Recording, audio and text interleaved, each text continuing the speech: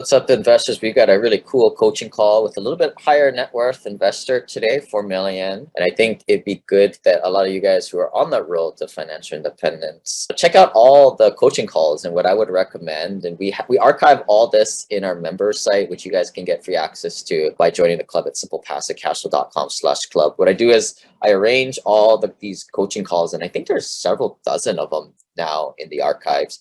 But we arrange them in terms of net worth. If you're a dude who's still starting out, $500,000 in net worth, you start there and you work your way down. If you're already to 2 million, you start there and you work your way down, and eventually you'll find this call, 4 million engineer John. And then it's all part of the journey, right? One thing I will mention, I've talked to a lot of higher net worth investors, even those past end game, which I define as $4 to $5 million net worth.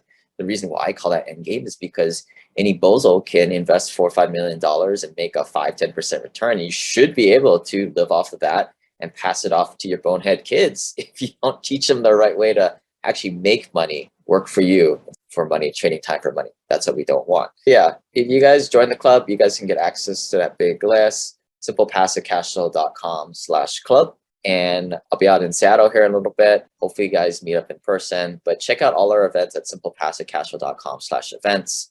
If you guys aren't part of our family office group, basically these events are a chance for us to meet you, myself to meet you, and you to meet me, and to get a good sense of who you are, to see if you're a good fit for the family office Ohana group, which is our inner circle. If you guys want more details on that exclusive group, go to simplepassivecashflow.com/journey. But if you're somebody out there who thinks that Simple Passive Cash Flow community is the only group out there with high net worth accredited investors investing in this sort of way, you're right. There is. We are the only group. There are a lot of copycatters, but they aren't that great, in my opinion, because trust me, I've been there. And this is why I created this group for this high caliber type of people. Now, you cannot just mooch off of these pop-up events we have, right? This is like your one opportunity to come and check out our community. If you really want that community, number one, go find it on your own, or number two, join our family office group. Sorry, but we always have these new investors coming in. If you take a look at the people who came to our last Hawaii trip, half of the people were family office Ohana clients, and the other half are this revolving door, right? People will come in, they want to check out the group, they want to see if it's all real, they want to see if I'm a real person. I get it. I would be thinking the same thing. But what happens is, what most people will do is they'll come in, they'll like it, they'll start investing, but they'll need to put their head down back in their work and make more money. Eventually, I would say 4 to 5 years later for most people. And if you're $1.5 million net, you save $50,000 to $100,000 to put to investments, you're going to be financially free probably in 3 to 5 years easily if you implement going into good deals, the tax strategies, and infinite banking. Super simple. That's why it's Simple Passive Cash Flow. And at that point, after let that time go by, let it bake in the oven for 3 to 5 years. Social connections with this kind of family office Ohana group is going to be what you're looking for, and you will probably join the family office group at that time. But I think this is where what new investors do is they try it out, they jump into some deals, and then they just have to go back and work and just let this stuff simmer over time, because this is not a get rich quick stuff that we're doing. It's a get rich slowly kind of way that takes several years to get the momentum going. I started investing in 2009, and what a lot of people don't realize, from 2000 to 2009 to 2015, going from 0 to 11 rentals, that was just such a slow grind for me at the time. Now things are moving a lot quicker, network, just money too. But what people don't realize is when you're in that area between non-accredited investor status to $2 to $4 million net worth, it's a slow grind. But there are ways to accelerate, which is building up your network, which is why we have the family office group. But anyway, enjoy the show. Hopefully we can meet you in person. And yeah, here we go. This is a story about a dude named Lane. And then one day he went and tried to rent them out, and then he became one of the best of man. Hey folks, we've got another coaching call here with John Jacob Jingleheimer Smith.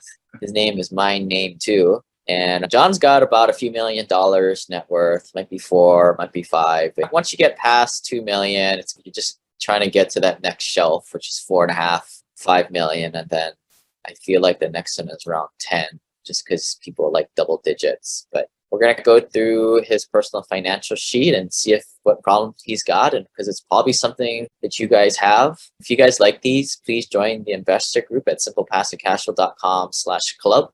And if you guys also like these, go to join our family office group where we do this with every single member and all the members each, but it's more of an intimate group. We only have 80 people in there now. It is a closed group. Vegas rules. What's said in the family office group stays in the family office group. But John, why don't you give us some context? Tell us about yourself a little bit. Sure. I live in California, married, 3 kids. I've been one of those guys that wanted to be a millionaire by the time I was 30. I wanted to hit it, did it in stocks, not in real estate, and then lost it all. So had to rebound, and it took about 25 to 30 years to completely rebound. Within that time frame, probably bought and sold about 12 to 13 homes. I've kept 3 of them, 3 of them as rental. I don't have any rentals anymore. I've gotten rid of them all. We basically liquidated so we could buy a house in California because it's really expensive. But I think it was a good move because our house has doubled in the last 3 years. So from that perspective, I feel like it was a pretty good investment. Same thing I say every time I put like a $5 chip on the hardware that disappears every time. But when I finally get it, I tell myself that was a good move. You just never know. So again, it's a gamble just like anything else, but it paid off in this case. For now, who knows what can happen in 5, 10, 15 years. You just never know what's going to end up happening. I'm a W-2 worker, but I'm a serial entrepreneur, always looking to find out the best methods. But ultimately right now where I'm at, the reason I've connected with Lane was the passive cash flow. We have some money in our banks, and I'd like to just get it to work for me a little bit better. I found a couple of investment opportunities. Some are risky, but they're paying off, and they've been paying off for the last 1.5 to 2 years. So that's been good. But and it's been a pretty good return on that per month type of thing. But I've been really cautious and only put $10,000 into that risk. That being said, I hate paying taxes. I hate paying taxes. I hate paying the government, and I hate paying the mafia here in town for things that they do. I'll pay for things when they're fair and so forth, but I feel like there's a lot of things here that just are ridiculous. But anyway, let's talk about how we can do this legally. So paint the picture for folks. Net worth 3.9 million. If you guys want to check this out on the YouTube channel, you guys can check it on the YouTube channel and follow along as we go through this cash on hand. Let's go through the bottom left quadrant. Salary and wages about 18,000, commissions and bonuses. Is this mostly you or is it your spouse? How is this? No, it's just me. I haven't included my spouse stuff. She's a teacher as well. She doesn't really contribute to this portion of it, although she does contribute heavily because she takes care of the kids and so forth. But long story short was, no, this money's just mine. I've been fortunate enough. I'm a director of engineering and for a pretty great company, and they pay me well. The commissions? That's a bonus. It's just a bonus. I get a 15-20% bonus every year. It's been pretty consistent, but it's not guaranteed. All right. So you make about 25,000 a month. Let's take a peek at the expenses side. You guys spend about 15 grand a month. You got a family of 3, right? Expensive living in California because you hang around with the Joneses to the left and the Joneses to the suckers like to spend some money, huh? We're pretty conservative. So this is for like sports for our kids and club ball and that kind of stuff. So no private school. No. Okay. At the end of the day, it doesn't matter how much you make, but it's what you net. But still, you guys are able to net about 13,000 a month, which is 150 a year. So awesome. Like I think a lot of people in our group, the younger ones are able to save $30,000 to $50,000 a year. The more senior folks like yourself with already assets producing income, you guys are out there above 150,000 a year. So you can go into a couple of deals every single year.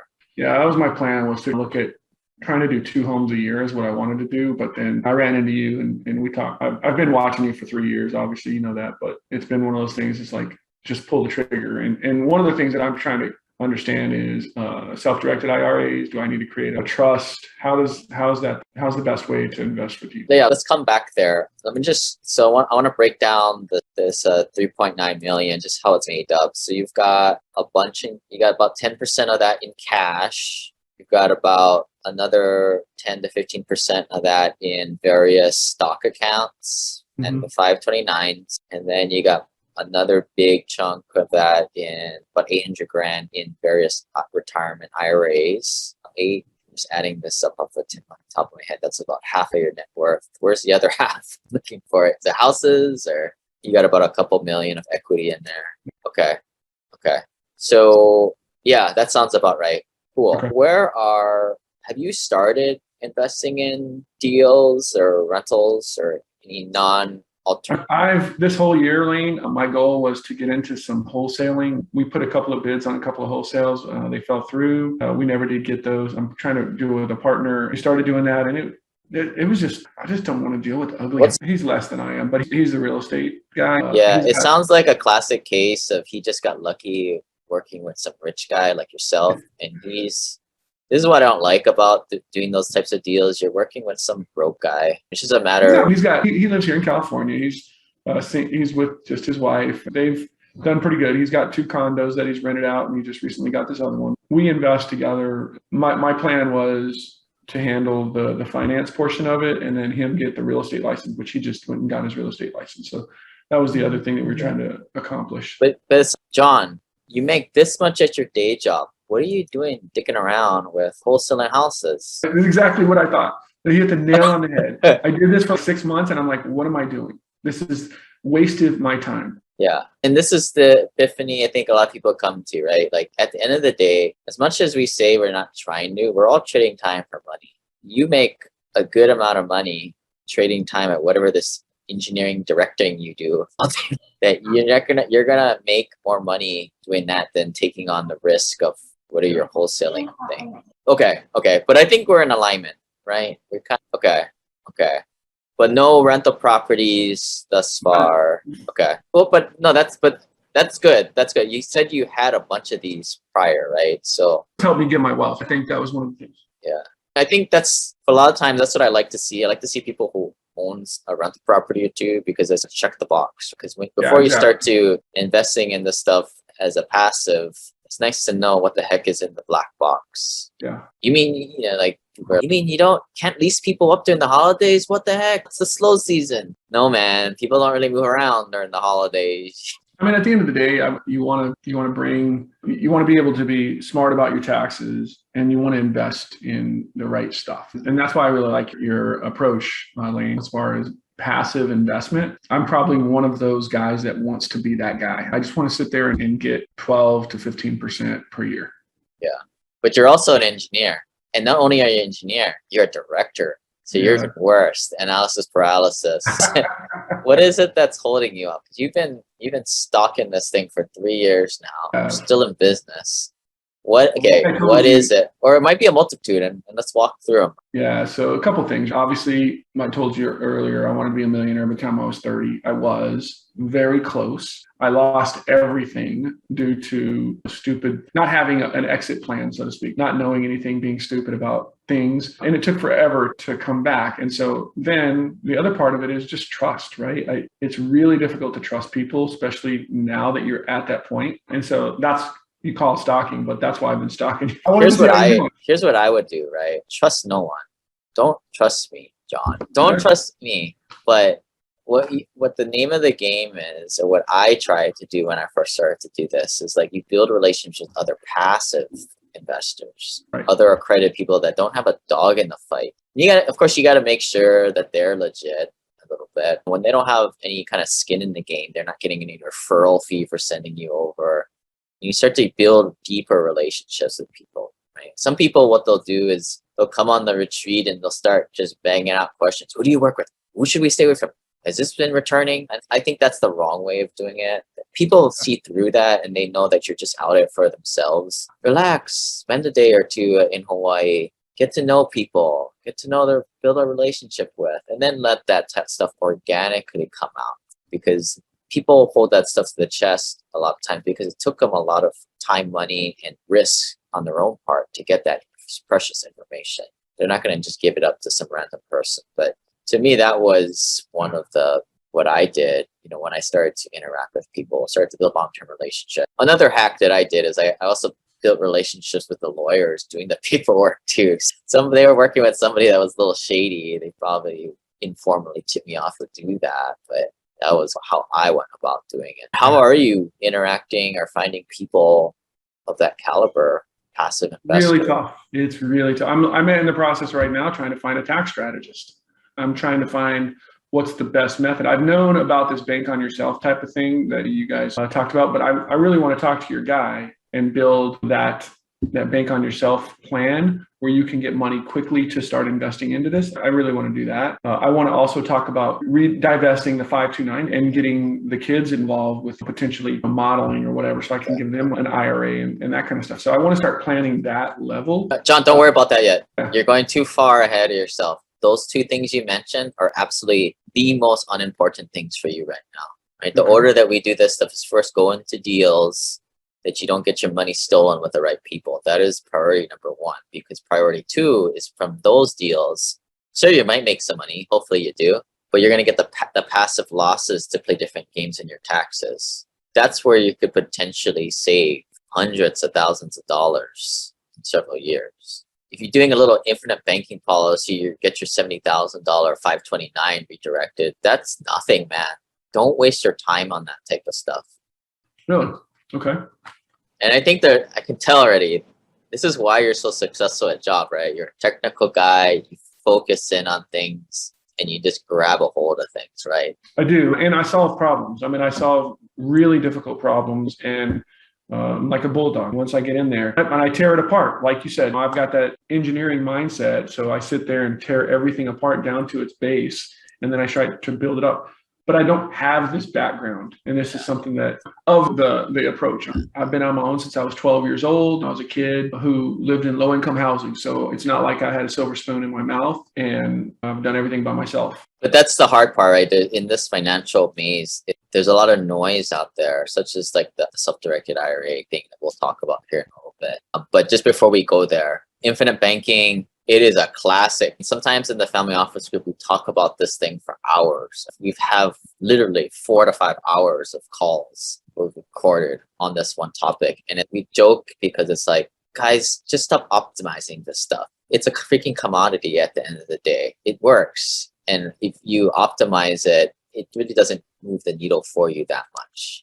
So that said, for people listening, go to simplepassivecashflow.com/banking. Put your little email in there and then get the free infinite banking e-course. It's 2 or 3 hours, I think. Go through that. But Jeff, don't do it yet. I know you're focusing on the wrong problem, right? Later on, when you're in a few deals for several months, and you have the time, then go back. But just trust me on this. It's not going to move the needle that much for you. I believe you've done a really good job, Lane. I've been following your career, kind of a thing, so to speak. You've earned my trust. Okay. So if I earned your trust, and we're going to put in $100,000 or a few $100,000 into some test investments, where are you going to get it from? What I'd like to do is I just basically divested. I have an IRA that has $100,000 in cash. I just wanted to use that directly and move that into. That's why we talked about self-directed IRA, because I want to move that over and use that as a $100,000 test. I would use this liquidity first. You have 400 grand on liquidity. You do it with that first. But that said, let's just make believe you don't have any liquidity. You're just making the problem hard, right? Yeah, because this money just sitting in my checking account, and I'm earning 0.1 nothing. Yeah. So this is what you invest first. Okay. Right. So let's fast forward 6 months and you've blown through this stuff. Where is it going to come from next? I think it should actually come from the non-IRA stuff first. And you've got another 400 grand. Really, you don't need to make these harder. Well, because that's all in stock, though. That money's in stock right now. I've been killing it in stocks lately. But again, if I sell that, I'm going to be hit with a huge tax. So that's what I'm a little concerned on. Either way you are, right? Whether you liquidate it from the IRAs, take it out. Well, not if I do it with a trust through an SDIRA at that level, then there's... Okay, let's talk about this. So people have done many coaching calls on like taking money out of your retirement accounts, which is what I recommend for most people, because you want to pay your taxes on this stuff today as soon as possible and not wait till the future when your tax bracket will go up and the general tax bracket for everybody will be going up in the future. Therefore, and you want to get your money out so that you're complaining that you pay too much taxes. Well, the only way you're going to be able to do that is to I'm not paying now, though. That's the problem, right, Lane? I'm not paying any taxes because it's just sitting there in these accounts. But you will when you take it out. So it's a 2-part test. So first, I look at your income. What is your AGI about? adjusted gross I income. mean, right here, is that what my take home is? Minus maybe 20, 30 grand usually is what it is. What's your I mean, take home? No, not your take home, but your total income. What's your salary and bonus? 215 plus 30, we call it 245, 250. And then you add your spouse too. She has another 50, so we're 300. Okay. So unless you're above 330, which is the highest tax bracket, so go look at the tax brackets, right? You're slightly under that big jump from 24 to 32. What I would do is I'd be leaking out a little bit every single year to take you right up to that, or maybe overflow a little bit. No big deal. Hold on 1 second. There's kids going in there. Give me 1 second. Pause. But you follow why. I mean, your AGI numbers will change here, there, but I just want to make you understand what you're trying to do. Yeah. Okay. I'm trying to understand what you mean by AGI. So that's adjusted. I'd say it's 127. It's not 127. No. You go look at your taxes and just search for AGI. It's probably really dang close to 300. I don't believe that's the case, but we'll look. I'll look. Okay. Yeah. But for this example, let's just assume it is. So you're going to leak out a small amount, but like you have so much, it'll take you, if you were to leak out 30, 40 grand per year, it's going to take you 10 years to leak all this stuff out.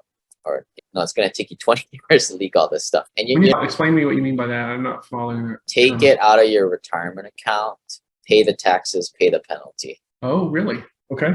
Yeah. Most people will be like, oh, you said you're going to take the penalty. Who cares? You're paying 10% if you're going to make that back in a year or two. And then it's all gravy after that. Interesting. You paying taxes on it, you're going to have to do it one way or another, either now or later. Right? Yeah, but if you take it out, I thought, with the distributions, obviously the 401k always talks about through it is you take out your minimum distributions and you're lowering the tax rate. So, I mean, that's what they say, but I don't know how true that is. Because you're broke they're talking about most people who are broke in the future. That's what I figured. Tax. I haven't talked to anybody that's rich, that's retired about this. Yeah, I've never talked to anybody about this, to be honest with you. This is the paradigm shift, but this is not that complicated that certainly like a guy like you can't understand, right? And this is where, if this is your job, you're not looking for a tax strategist. You're looking at them in the mirror. This is your job, my friend. I know, but it's so difficult. There's so many things that the tax IRS codes and stuff. No, there isn't. Really? No, there isn't. Look at the tax brackets and try and estimate where your AGI is going to be. And that's how much taxes you're going to pay. And strategically, do you want to bump it up or do you want to bump it down in a year? It's not hard. What's hard is what you do at your day job, John. That's the hard part. This is easy. I just wish I could see it that way. It's really difficult for me to understand that. For some reason, I'm just not. That paradigm shift has not happened here. You need practice, right? Let's just say your adjusted gross income was 200 a year or so, right? Then the prudent thing might be to take out 100, 150,000 every year. You following? To kind of really get up to those higher tax brackets. What do you mean by take out of your retirement? Take it to cash. Okay. Because once you go over such an AGI amount, and this changes every year, right? They slightly go up every year. But I'm teaching you the principle. Yeah. Once you get up to that higher amount, now you're glowing red, right? You're paying more taxes per dollar that you take out. The key is to leak it out slowly so you don't go into the red. You don't redline your engine. Some people, it's your money. You can take it all in 1 year if you want. You can say, F it. Let's take out all 800. Your AGI will balloon up to $1 million and you'll pay a whole bunch of it at the 50% tax rate. It just does not make sense to me. Yeah, that doesn't. And I wouldn't do it unless you were super confident you had another tax mitigation strategy and you wanted to really be aggressive. But what I'm saying here is, let's be prudent. Let's take it up to that part where things get really rough in terms of your tax bracket. Under 330 is what you're saying. Yeah. Got it. So you take out enough to cover up. So when I bring out enough, so let's say at 200, I bring out 130 or 125, call it. I pull out 125. I take that tax hit at 24% on that. As opposed to the other dude who's taking it out at 32 plus, right? Mm-hmm. Now this is different for everybody. And I'm still shooting from the tip here, not giving you any tax advice or here, but this isn't rocket science. Right. And we don't know what's going to happen in the future in terms of tax brackets, but our hunch is going to go up and things are going to get rougher. It's going up. Trillions of dollars, it's definitely going up. But this is just, we make a prudent plan, we follow it, but even at this place, you're so close to that highest tax bracket already, it's going to take you freaking forever to jailbreak this stuff. So maybe you might want to be more aggressive and you might want to pop into that higher tax bracket a little bit. every year. But now you have the ability to ponder this, right on the right thing. You know how Yeah. these things work. I was almost like, you would think that I'm a spreadsheet kind of guy, right? Yeah. Understanding this, like I'm a process guy. It's got to be a process that we go through. That's why I like the Sankey. I use Lucid Chart every day at work to show what we're trying to accomplish. And I think the sand chart is very similar to what that is, or Sankey. I just haven't grasped that. But I guess I wanted to see that process of what do you do? And then you could run different scenarios, like the Monte Carlo scenario. You do that for it's very similar to that. So one of the things and I think I've told you this, is Six Sigma and data is something that is very near and dear to my heart. And so I would say I'm a master black belt in Six Sigma methodologies, and it's got to make sense. It's got to have the data behind it. And so the strategies that you're talking about actually make sense.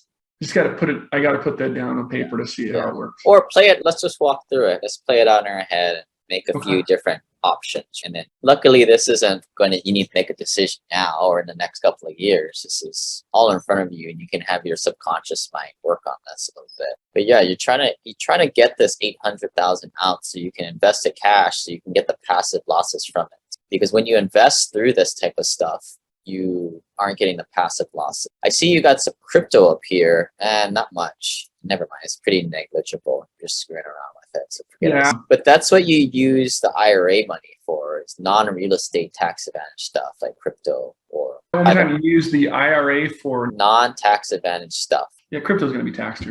Or like private money and like that type of stuff, non-tax advantage type of stuff. Yeah. Obviously, we're trying to get away from that type of stuff. We're trying to go to the passive income land from the active order. But the other thing is, the only other reason why, there's two reasons why I would probably prescribe a qualified retirement plan or a self-directed IRA is if they're already in the highest tax bracket, which I would consider you in there. You're not quite in there, like you're making $400,000, $800,000 a year, but you're in there. The second reason is if somebody already has a significant amount in their IRA. What I call significant is $250,000 to $500,000 in their IRAs, which you do have here. It's not like you're not as bad as some of these other guys, John, though. Some of these other guys, their net worths are like 1.5 million, way less than yours. And they have $1 million in their IRA plus, and they make a boatload of money too. Well, that's what everybody tells you to do. Yeah. The world tells you to do, and we become puppets on the world, right? This is what you're taught in school. So no some better puppets than others, right?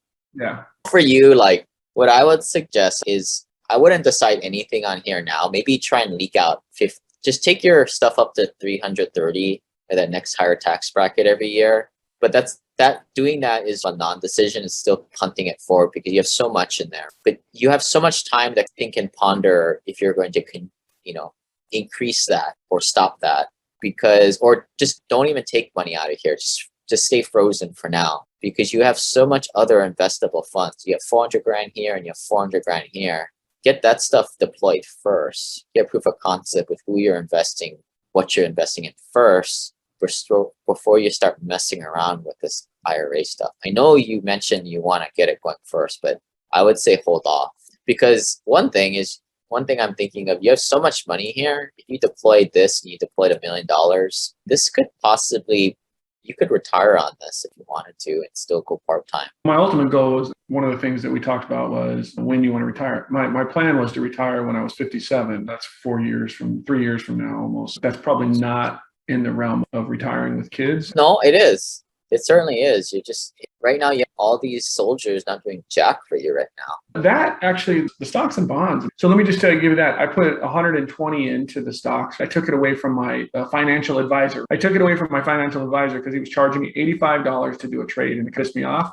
So I bought some Tesla with him. I told him buy it at 300. He didn't get it in until 340 or 350, but still, he charged me $80. And I was like, there's free charges everywhere. So I took it away from him. And it was 121,000. In the last 3 or 4 months, it's gone to 321.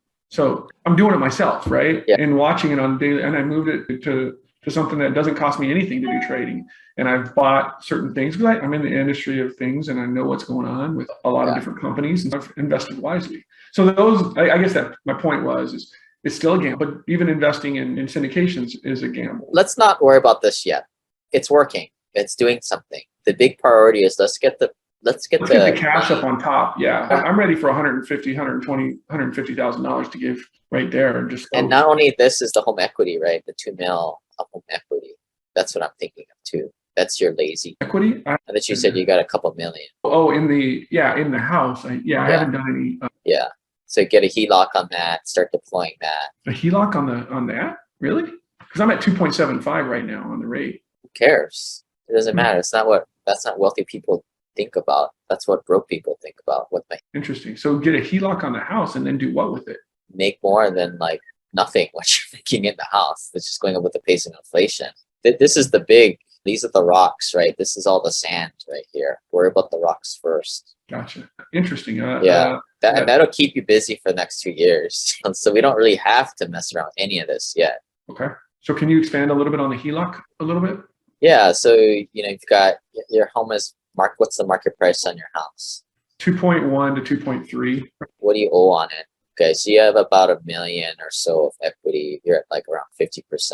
So you could probably borrow about 800 grand, I'm guessing, at least 700. So, Okay. you could add that to your 400 right here. You got at least 1.1, 1.2 that you can deploy in the next day if you want to. And that $1 million, if at 10%, that's 100 grand right there, tax free. Free. How does the HELOC work? I guess maybe I don't understand that, because then I'll be paying.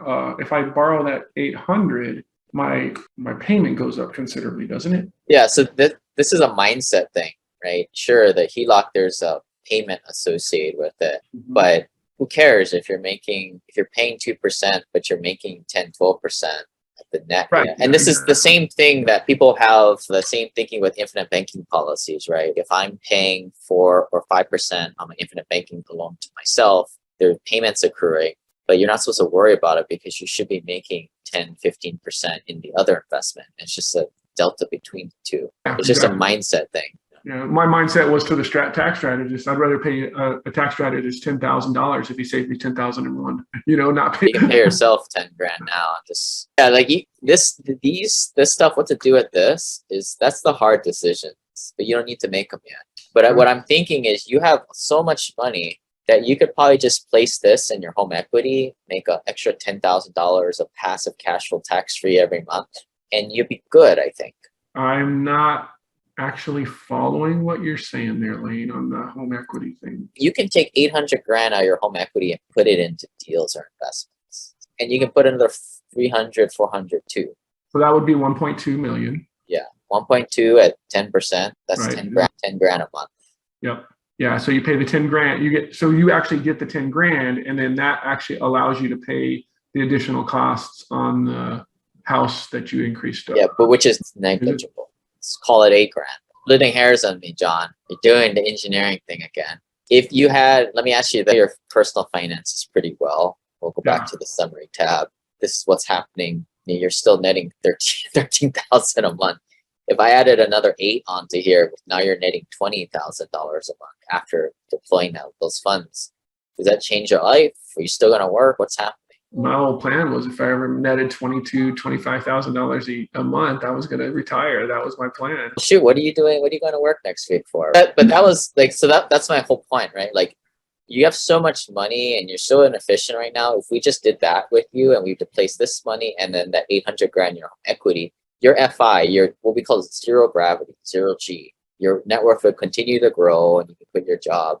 That I don't even need to deploy any of this stuff. This is all overkill. And therefore, this is what's fun, right? Because now I'm like, all right, John, if you don't need this stuff, I'm just going to leave it in here.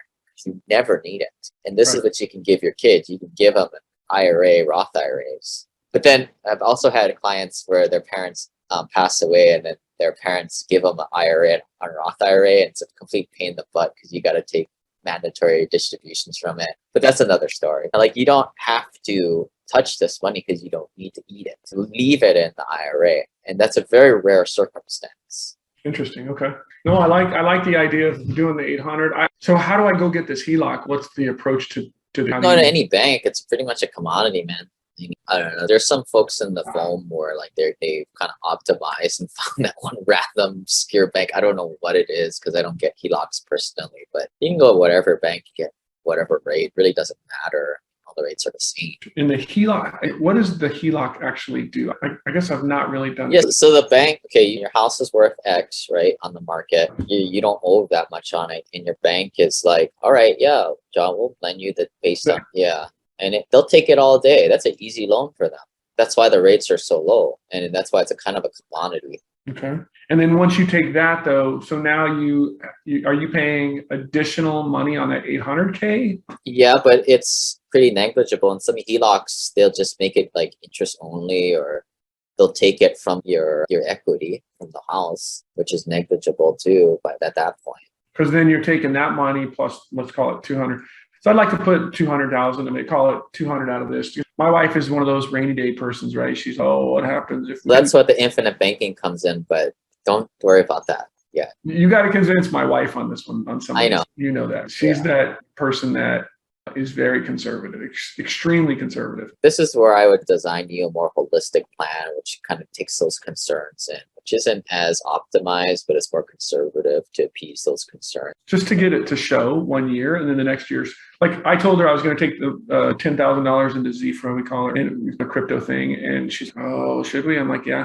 And then I'm getting 10% back per month on that. But look at the big picture. You got 800 grand in your house not doing anything. You have 400 grand of liquidity not doing anything. Who cares about what you made on that $10,000? Well, the strategy we were thinking of is we were going to try to find a house that we could just fix up. We're going to sell this one for $2 million, pay it off, and then have $1 million and then basically live in California for free and not have to pay any payment. That was the strategy we were thinking of. Sounds like a lot of pain in the butt in the process, though. It is. And in the whole process, you got a $1.2 million house here is junk nowadays. So she doesn't want to do that. She likes the house here. We have a pool. And that's where you have to like trade within your own household, right? I mean, you got to negotiate.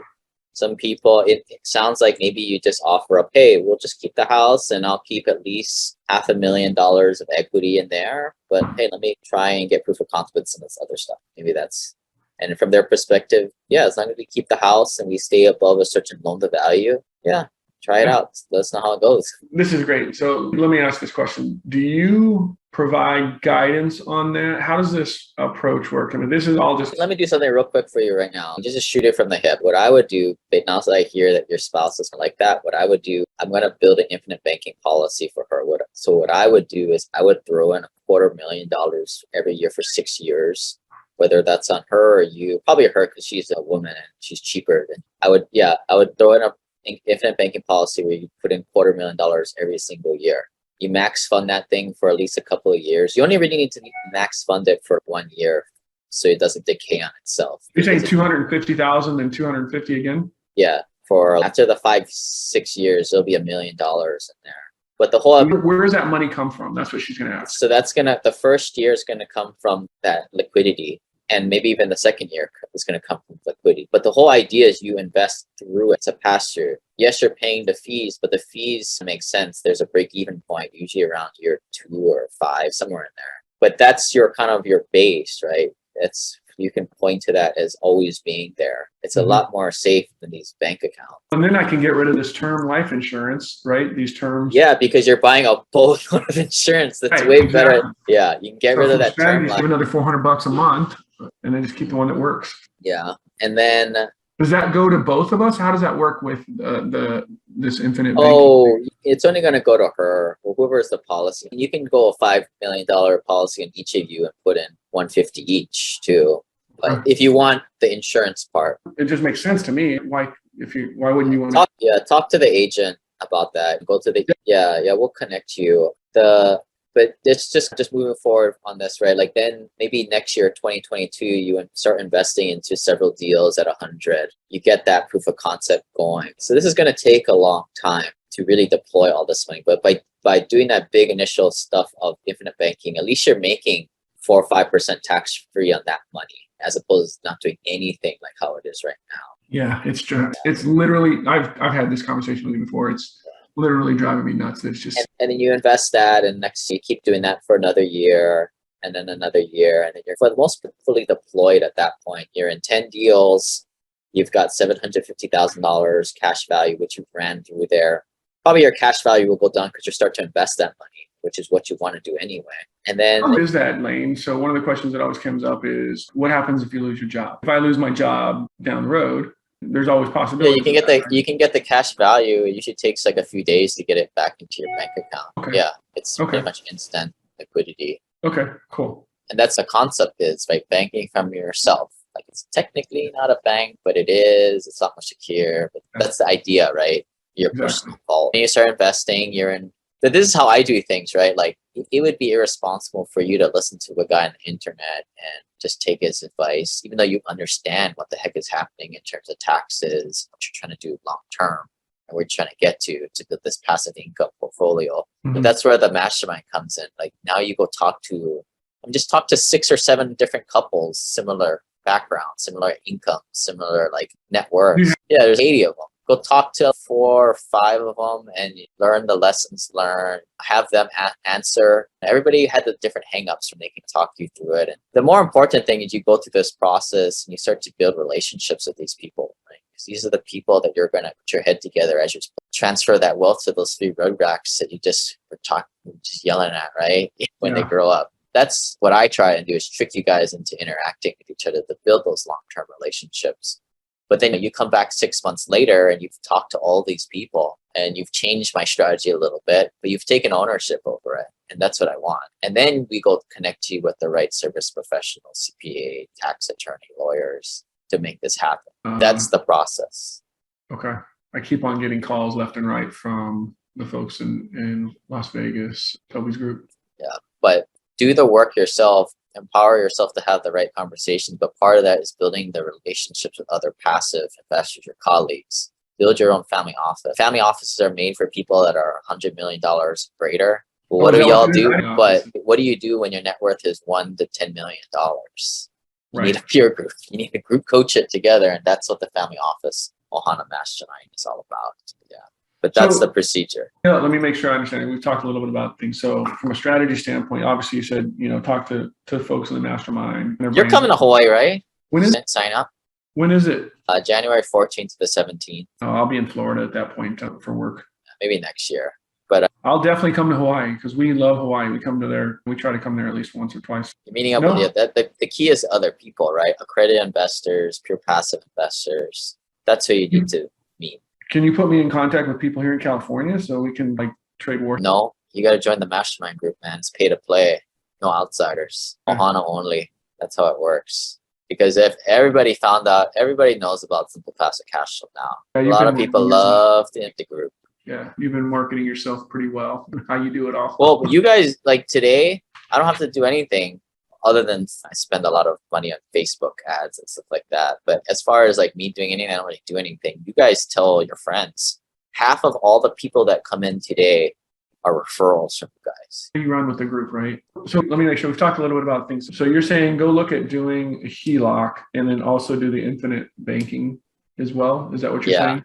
Yeah, okay. But I that's what I would do if I was like looking over your shoulder. But I know that's going to gum you up and you're not going to get anything done. Prove me wrong, Tom. I've been trying to get this money, this other money, just basically in a checking account and savings, but I'm earning 0.1 nothing and it's pissing me off. I hate that it's just sitting there earning nothing, but I want to be taxed. I want to use that to cover my taxes and then also have a it should be pissing off, man. Like 400 grand at 10%, that's 40 grand. 40 grand a year. What is that? What is 40 divided by 12? $3,000. Yeah. And this, I always use this analogy. It's what is 30 days a week? That's 300. What is 3,000 divided by 30? 100 bucks a day. 100 bucks a day. Every day you drive a little bit extra to go to Costco to save $20 on gas because it's cheaper. You're pissing away $100 every day that you don't deploy this. But it's worse than this. You not only have this, but triple that in your home equity. So triple this. So it's more like $300 a day. So it's $6 grand a month. Yeah. I don't know. What is something you waste your time on? Like, this is the whole thing about throwing money at the problem. You got the money, you just haven't transitioned it. No, it has nothing to do with the ambition. It's just time, man. You don't understand with 3 kids and a full-time job, and it just wears on you. And we've been trying to do this real estate thing, and that was you bring up a really good point. Probably should just exit out of that. Because we're trying to look at buying pretty homes. Just try it out, right? We're not saying making wholesale changes right away, but this is the why. This is the motivation that you're not having that $900 every day that you're pissing away. But it's going to be slow. You've been focusing all on the wrong thing. You're really good at keeping yourself busy. Sure. It's just understanding the right focus on this. I understand that. And if it makes sense to do it, it's just, like you said, being an engineer. You're one of the worst, man. I'm very not engineer-like in actuality. Yeah. Engineers read everything. I don't read anything. As long as my lawyer that I trust has my back, I don't read a thing. See, that's my point. I want a CPA and a lawyer that I trust and be good. That's exactly what I want. Not out there. You're not going to help out the average Joe investor. How did you end up finding your team? I'm Rich Uncle. I run Simple Passive Cash Flow. They find me, and my CPAs and my attorney. I wouldn't say the CPAs. CPAs, I'm just in the same boat as you, right? Like I tell them what I want because I know what I'm doing. I don't know everything. I don't know what forms. That's their job, but I'm the architect. They're the engineers to go do the stuff. Yeah, here's what you want to say. I want to make 12% per month on the market. No, that's not their job. Your job is to be like, hey, here's what I'm trying to do. Like, you notice my AGI is 300. What I want to do is specifically push this up to 330 by taking all this stuff. This is why I'm trying to do it.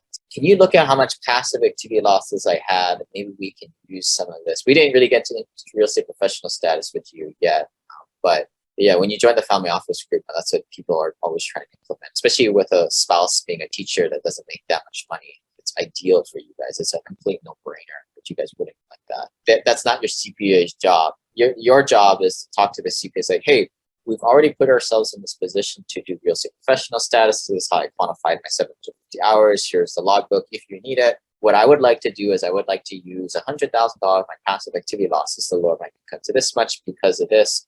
What do you think of it? Let's have an educated conversation. Just like how we've done it here. If most CPAs, if they're smart, they don't want to work with you because you're a pain. So there's an art to this. I think that was a good call. We got you down the road a little bit. I don't want to overwhelm you too much. No, you're not overwhelming me at all. I mean, this is stuff that I've been talking through all the time. I appreciate this. It's just one of the things that really helps is trying to find what these next steps are, understanding that. So it's this process that you talk about, right? So it took me forever to try to get all of this information here for you because it's scattered all over the place. And so it was actually a good exercise because I had done it before differently, not on this level, so to speak, but I wanted to track it all for my wife in case anything ever happened. She would be able to find where all the skeletons are, so to speak. Yeah. 70-20-10 rule, my friend.